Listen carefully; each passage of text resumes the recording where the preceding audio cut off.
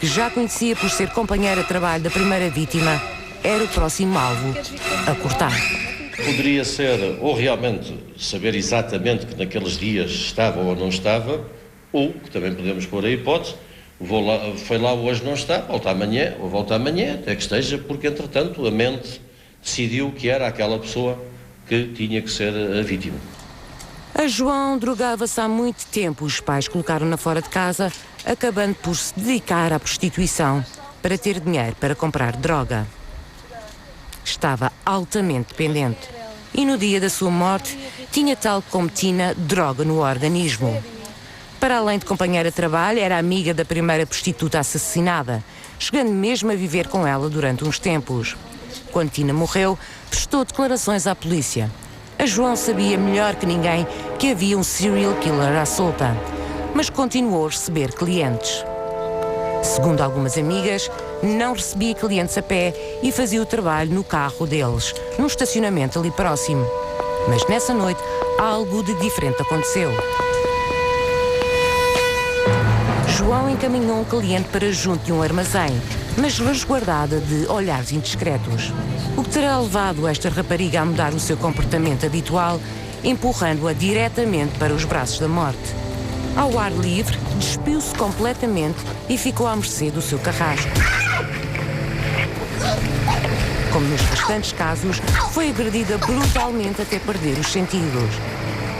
Via-se que tinha levado uns murros, com certeza bem levado. Via-se que tinha levado assim. Estava com os olhos negros. O estripador, mais uma vez, terá pegado no gargalo de uma garrafa e mostrou toda a sua evolução, fazendo-lhe um corte com quase 50 centímetros. Um corte quase perfeito. A facada aberta. Aqui era tudo sangue, isto tudo cheio de sangue. E o que é que lhe fizeram? Não sei, abriram-na. Mataram-na, foi aberta de alto a baixo. Ele já leva mais órgãos. Além de uma parte de um rim, uma parte do coração também, o intestino delgado, também o baço, se não estou em erro. Portanto, ele aí já se apropria de mais órgãos.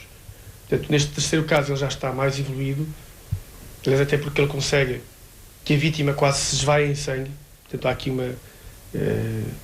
um conjunto de cortes que levam a que a vítima perca todo o seu sangue. Como se viu, o sangue está espalhado, é mesmo sanguinário, de facto, neste terceiro caso. Os órgãos eram o seu troféu. Um comportamento muito frequente nos homicidas e ainda mais nos psicopatas. Os agressores podem levar alguns troféus, depende muito daquilo para o qual eles estão orientados. Neste caso era de facto o comportamento é tão bizarro que ele levou mesmo partes do corpo da vítima, mas podem levar outras coisas. Isso será uma forma dele próprio se apropriar do corpo, se apropriar de um objeto que ele conquistou ali e de o prolongar depois mais tarde, estando na posse dele. Prolonga essa sensação e exibe-a a si próprio. O regresso do estripador à zona de Odivelas trouxe novas ideias e alguns enigmas para os investigadores. Temos dois casos ali na zona da Póvoa de Santo Adrião e um em Entre Campos. Portanto, nos outros dois ainda podíamos pensar que a pessoa até morava por ali. Aliás, devo-lhe dizer que foi feito um inquérito porta a porta na zona. E é dos tais casos em que temos de tentar tudo. Ou seja, o caso de Entre Campos baralhou um pouco isto, porque, enfim, vamos supor que a pessoa não se desloca a transportes públicos, portanto, lá voltamos ao carro. Mas se abrimos a hipótese do carro para Entre Campos, então também temos que abrir para a Póvoa de Santo Adrião, então se calhar já não mora na zona, não é? Portanto, aí veio lançar mais um pouco de dúvidas.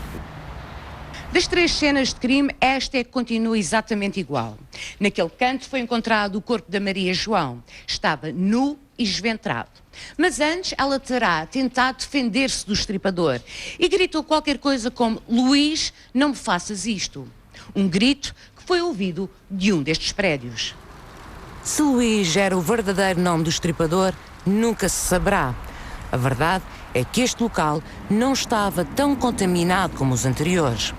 A Polícia Judiciária, mesmo com todas as suas limitações a nível de investigação e polícia forense, encontrou uma impressão digital, embora fosse da parte lateral do dedo, um cabelo e uma pegada feita com o sangue da vítima. O que não é de admirar, já que este foi o mais sanguinário dos casos. O indivíduo, pronto, pisou o sangue e na altura desenhou, estava muito bem desenhado no solo. Então era uma bota típica de botas militares, botas Ou de montanha? De montanha, exatamente, de montanha. Daquelas botas que se utilizam, que eu recordo-me que se utilizavam antigamente. E o número, tem ideia? Entre o 40 e o 42. E já dá para ter uma ideia da altura dele ou alguma coisa assim? Sim, dá ideia para termos pelo menos uma ideia da altura, de 1,70m, 1,75m, estará dentro daquele perfil que foi também traçado na altura. Quando pensamos em homicidas em série, lembramos-nos sempre das mensagens à polícia. Pequenos pormenores que para alguns podem ter um significado e que para outros não passam de obras do acaso. Isto acaba por ser um jogo para este indivíduo, que muitas vezes consegue, nestes atos que comete, demonstrar que é muito bom naquilo que consegue fazer. E é tão bom que nem sequer consegue ser identificado. É a ideia que ele quer mostrar, não é? E isso acaba por ser também uma forma de sentir poder, de sentir uma pessoa forte e segura de si. E lá está, quem é que de facto eles reconhecem como sendo representativos desse poder? Pode ser, por exemplo, quem representa a autoridade. Mas no caso da Maria João haviam pormenores que pareciam demasiado estranhos. 2 pormenores poderiam eventualmente dizer alguma coisa, ou não. Tinha havido uma evolução, desde aquela brutalidade e monstruosidade dos primeiros cortes, ou do corte no primeiro corpo, até que termina com um corte profundo, mas bem feito, e depois há aquele pormenor de maço de cigarros, um cigarro aqui e 2 em cruz, e eu disse, quanto a mim, isto é uma questão simbólica, ele disse, está terminada a minha obra. Para mim, a interpretação que eu encontrei foi a de representar, de poder, eventualmente, de representar os 3 homicídios.